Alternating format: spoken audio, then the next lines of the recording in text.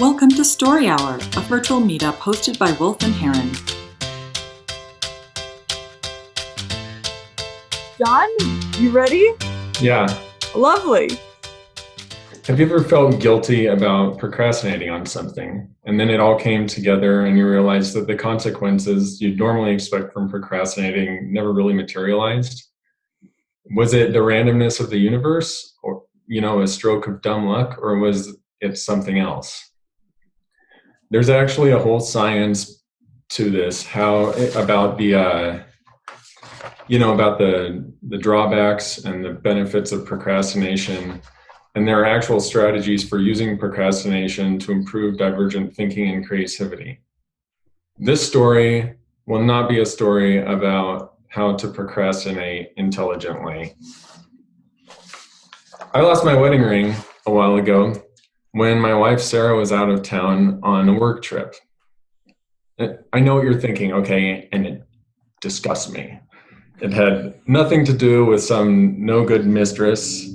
It was just due to my rampant ADD combined with I have a slight tactile hypersensitivity. So like the feeling of moisture like trapped against my skin drives me crazy. So I tend to remove my ring when I'm doing things like cleaning the kitchen or when I go to the gym. I removed my ring at some point in the morning after Sarah flew out of DIA. One of the lesser known perks of having ADD is that it makes you very talented at losing things. So combine that with being home with a 2-year-old and a 4-year-old, and the inside, combine the ADD with being around young children, the inside of my head looks a lot like the world's largest garage sale got hit by a tornado. It's just chaos. Well, anyway, I started to get worried in the afternoon that second day. I checked the half dozen or so places where my ring would most likely have been. So that's like the cup holder in my car, the edge of the sink in the kitchen. And all that I found was a receipt and some loose change and some Cheez-Its, which were delicious. Okay, but not to worry. I had 2 days to find the most important physical symbol of my fidelity and commitment to my wife. No big deal. Although I assumed from experience that the ring would just turn up, it did occur to me that I could just replace it. Men's wedding rings are not that expensive. But hell, I procrastinated. Stuck at home with the kids. I also procrastinated on really searching for it in any serious way. I procrastinated even on buying a $14 silicone decoy, which is useful. People use that for, like when they go camping and stuff. And then I procrastinated after my wife got in town, the ring hadn't turned up, and I procrastinated on telling her that I had lost the ring for several days.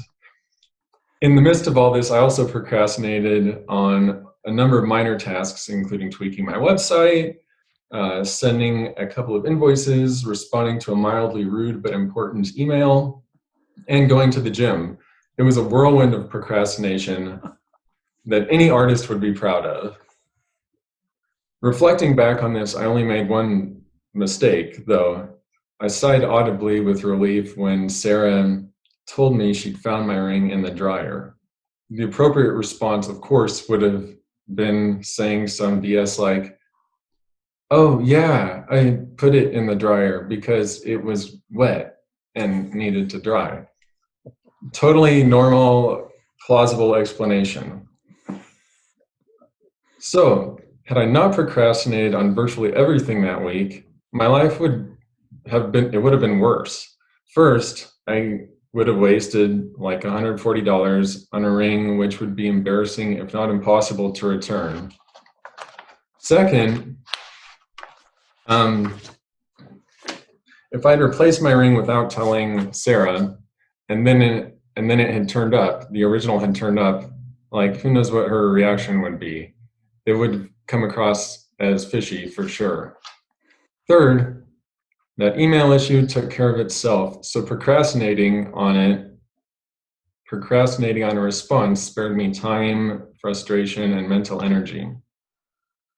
Fourth, if people don't get invoiced for your work until a week after it's turned in, it makes you look busy, which makes you look important, which allows you to charge higher rates.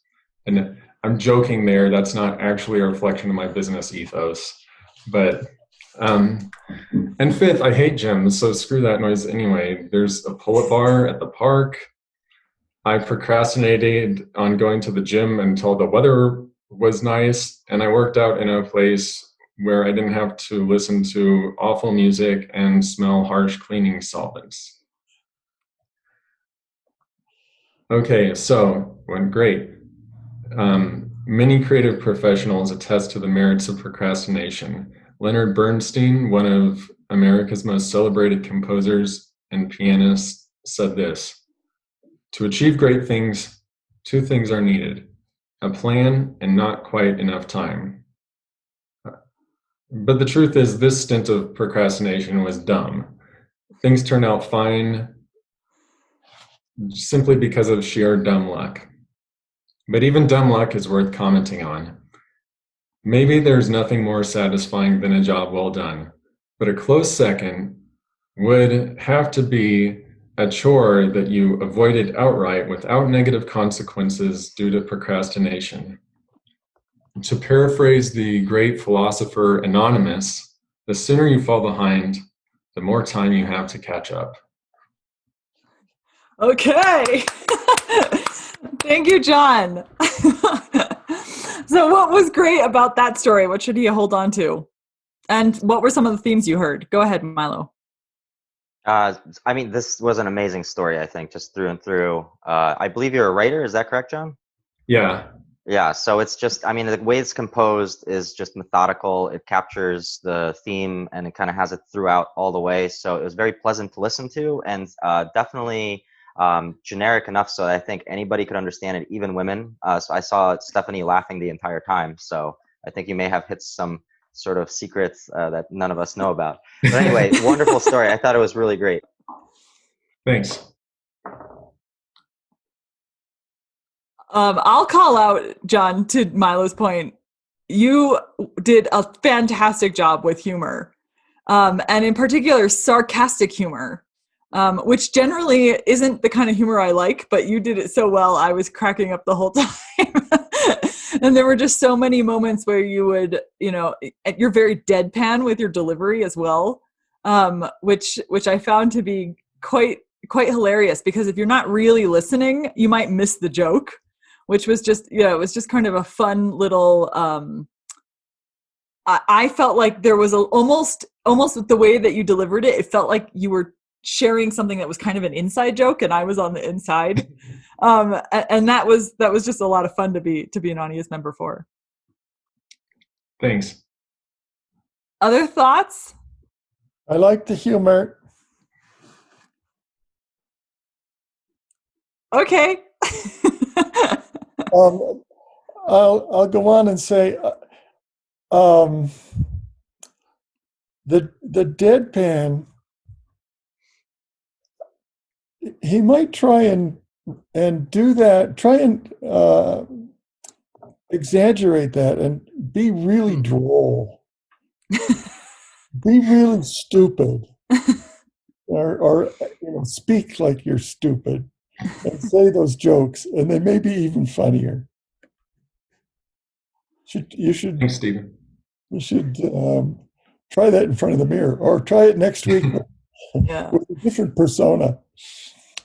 When it comes to humor, there is a lot of experimentation that you can do to really step up the humor. And what you notice, or what you don't notice about comedians who do humor professionally, is that they do experiment with delivery 1,000 ways before landing on the perfect way to do it. And so yes, that is always an experimentation. If people say, "Oh, that was good humor," don't accept it and keep going, because you can probably amp it up anyway in terms of how you deliver it. What else was great that's worth holding on to? Very quickly. So, and then actually switching to invite curiosity, another one of the superpowers. This was an adventure that you were on with the ring. And early on in the story, you flashed your hand and showed that you had the ring. And I wish you hadn't shown it to us so that we could, not that you wouldn't have replaced it, but so that we could have still been wondering, you know, not that the ring is right there and that, oh, like, then why do we even care? You know, so like, just keep that mystery. If you tell the story in person, tuck that ring in your pocket for the time of the story until the very end. Good point, Kara. Thanks. Yeah, and I think to add to that, the idea of starting your story with, have you ever procrastinated and then had everything work out? That almost gives away the ending in some ways.